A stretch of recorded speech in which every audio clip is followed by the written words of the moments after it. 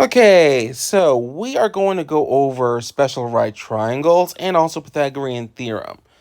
The test that we're going to do next week, quizzes and tests, will be on trigonometry and special right triangles. So everything we talked about since January is going to be on this test. We haven't talked about special right triangles in a minute, so let's talk about this right now. This is the warm-up from today. And I'm going to run through that with you guys right now. I'm not going to do all of them. I'm going to do maybe about half of them. Starting off with this one right over here. I got a triangle right over here. We know that's a right triangle. This angle is 45 degrees. That angle is 90, so this angle has to be 45 degrees. One of the special triangles that we've learned were 45, 45, 90 triangles. And you're going to need to know the rules with the sides of 45, 45, 90 triangles. Draw right over here. If you have a 45, 45, 90 triangle, looks closer to that. There we go. If you ever have a 45, 45, 90 triangle, the sides will always follow this format. X, X, and X, radical 2, where X is just a random number. The two legs are the same, 1 and 2, and then your hypotenuse is the leg times radical 2. And you can just leave it as the leg times radical 2, number radical 2, and you call that your answer. So in this case, the leg, one of the legs is 4, in a 45, 45, 90 triangle. The two legs are congruent, they're the same, so that means this side is also 4. And the hypotenuse, right over here, is just 4 times radical 2. The 45, 45, 90 triangles are the easier ones to find out of these ones. The other rule you're going to need to remember is the 30, 60, 90 rules. If you have a triangle, if this angle is 30 and this angle is 60, the short leg is there right over here. The longer leg, not the hypotenuse, the longer leg is going to be the short leg times radical 3, or short leg radical 3. And then the hypotenuse is just 2 times whatever the short leg was. Write it down like that. So, in a 30, 60, 90 triangle, and you know this is 30, 60, 90, if this is 90 right over here and that's 60 right over here, that angle has to be 30. The short leg is always opposite the 30-degree angle. In this case, it's 2. The longer leg is going to be the short leg times radical 3. So 2 radical 3. And then the hypotenuse is just going to be 2 times the short leg. 2 times 2, or in this case, 4. So in this problem, I didn't mark it down like this, but I'm going to mark it down like this in this one. W equals 2 radical 3, and Y equals 4.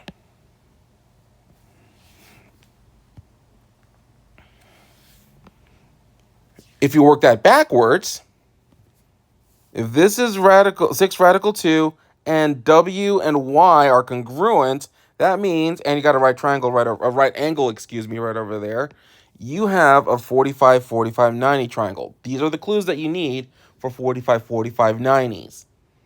Two sides are congruent on a right triangle. It's got to be 45, 45, 90. The legs are identical, and then the hypotenuse, which is right over here, is the short leg times radical 2. Guess what? I got a number times radical 2 right over here. That's a radical 2. And to get the answer, I'm just going to divide radical 2 to get the short leg. In this case, it's just, cancel that out. W and Y, same number. In this case, 6. Just take that number out.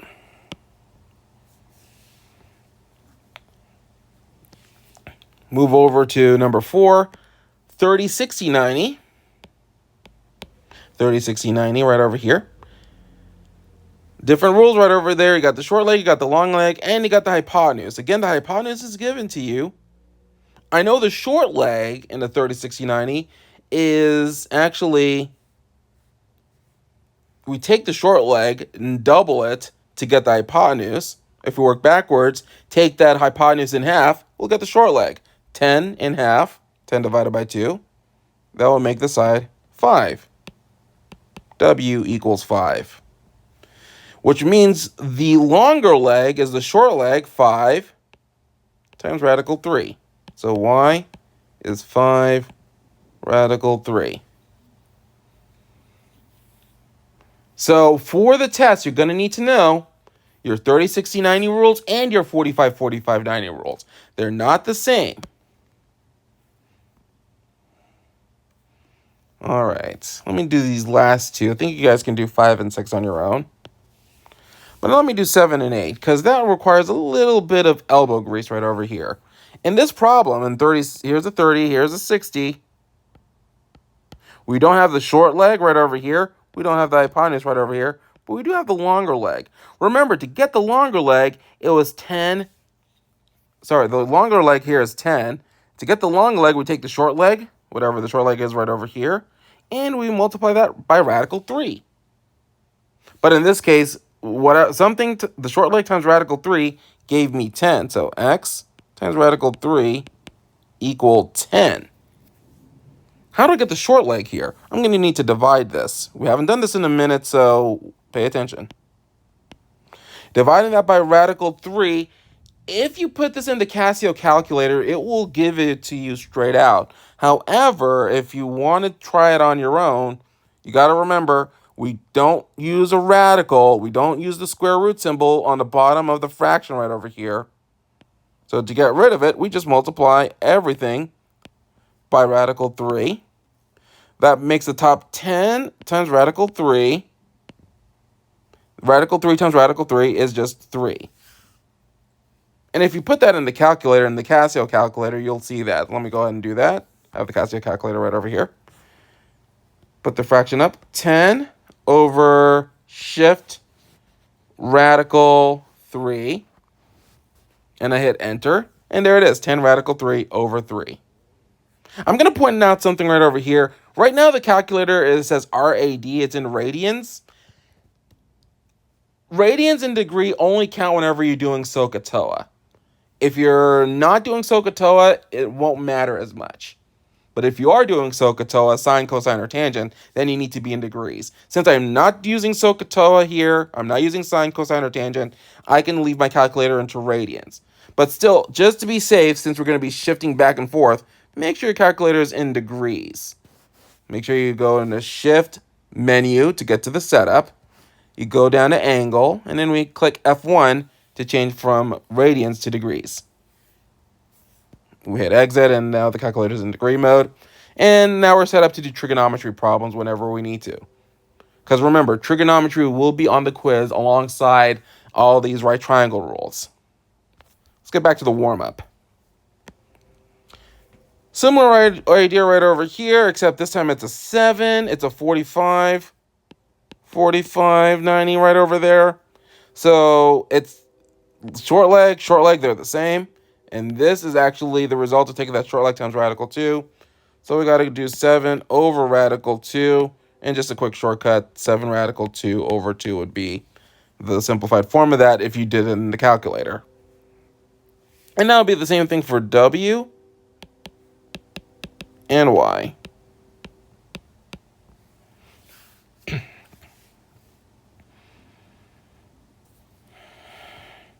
So something to watch out for on the test when we get to that. Also on the test, we need to watch out for Pythagorean theorem. A squared plus B squared equals C squared. But we're going to need to watch out in using Pythagorean theorem, not just to solve for a missing side, but to identify whether or not a triangle is an acute, obtuse, or a right triangle. If it's right, A squared plus B squared will equal C squared. If you have a scenario where A squared plus B squared is bigger than C squared, in other words, C squared is smaller, you have an acute triangle. I'll keep that in red. And If a squared plus b squared, if c squared is bigger, you have an obtuse triangle. So you just compare a squared and b squared, the two smaller sides, with the c squared. In number 1, 3 and 5 are your two smaller sides. 7 is your biggest side. So we compare 3 squared plus 5 squared with 7 squared. Will it equal? Will it be bigger? Or will it be smaller? Let's find out. In the calculator, I'm just going to type in 3 squared plus 5 squared on one side. Gives me 34. Now I type in 7 squared on the other side of the equal sign. That's 49. So 3 squared, 9, plus 5 squared, 25. Gives you 34. And 49.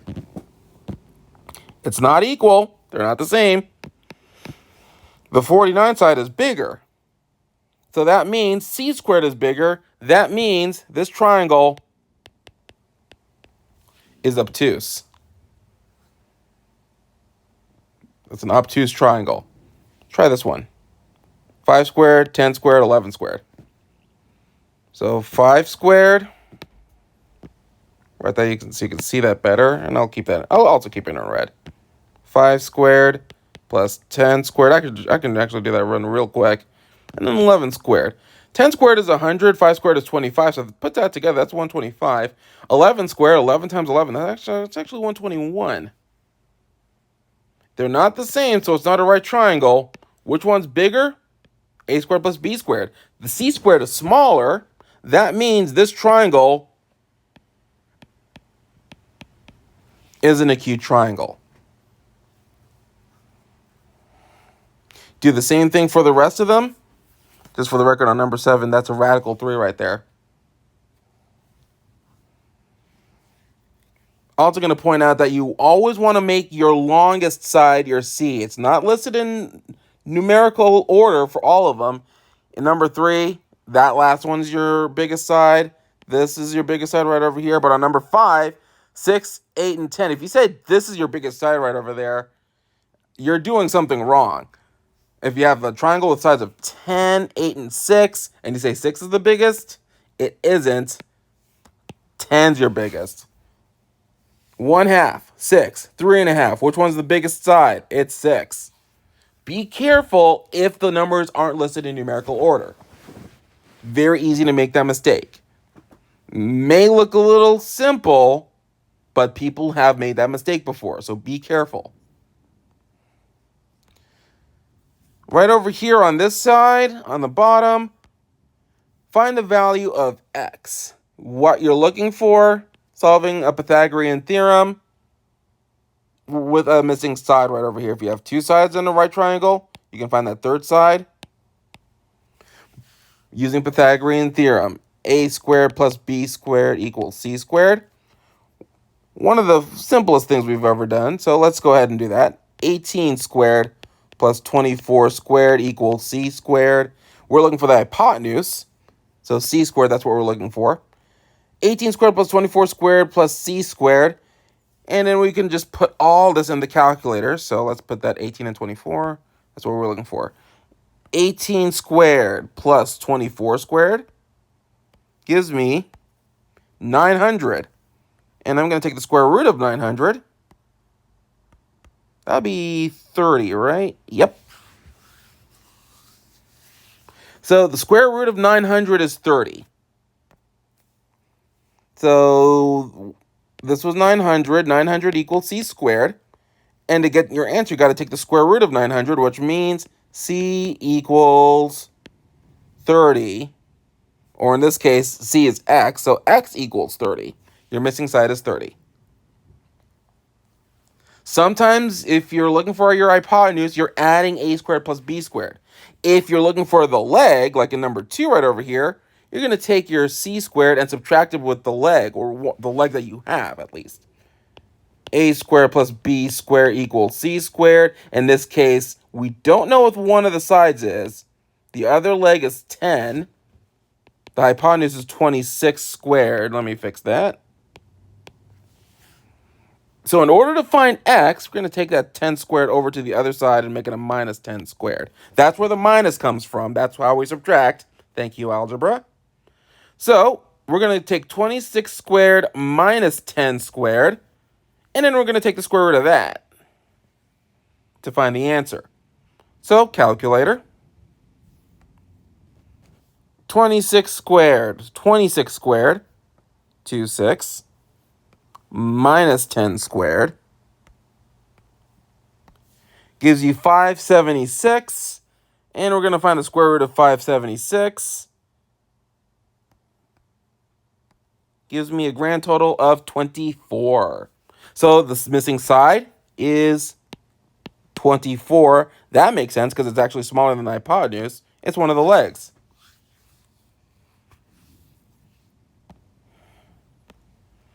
You do the same thing with these types of problems. Again, real quick, if a square has a perimeter of 44, 1, 2, 3, 4, all sides of the square are the same. If you go along the length of the square 1, 2, 3, 4, you get 44 centimeters. Each side is the same. That means we cut 44 into 4s. 44 divided by 4. That means each side is 11, 11, 11, 11. The diagonal of a square is always like this. Here's a right angle. Hey, 1 and 2, those two are the same. That means the diagonal of a square is a 45, 45, 90 triangle. So the diagonal is actually just 11 radical 2. And you can just leave it out like that. The last thing I'm going to point out is Pythagorean triples. You got to remember the Pythagorean triple is any multiple. Well, actually, it's any multiple that makes a triple is, actually, I don't like the way it's explained because it talks about doubles and triples and 4 times and 10 times. In simplest terms, Pythagorean triples are a set of numbers, 3 numbers, that are all integers that can make a right triangle. We had a lot of decimals. We get a lot of decimals whenever you do Pythagorean theorems and right triangles. A lot of radicals. But some right triangles are made exclusively of just integers. 3, 4, and 5, that's a right triangle. 5, 12, and 13, that's a right triangle. 8, 15, and 17, that can make a right triangle. 7, 24, and 25. These are the 4 most common triples. Right triangles with sides of those lengths.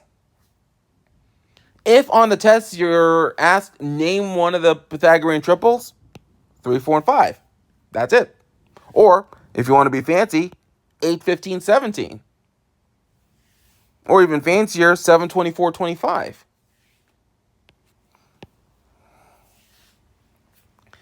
So that is the basics of what we went over when it came to Pythagorean theorem. Write this down here. Pythag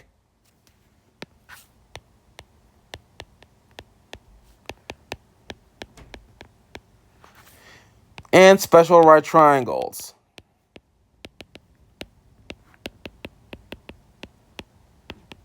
And don't forget, when we also get to the quiz and the test,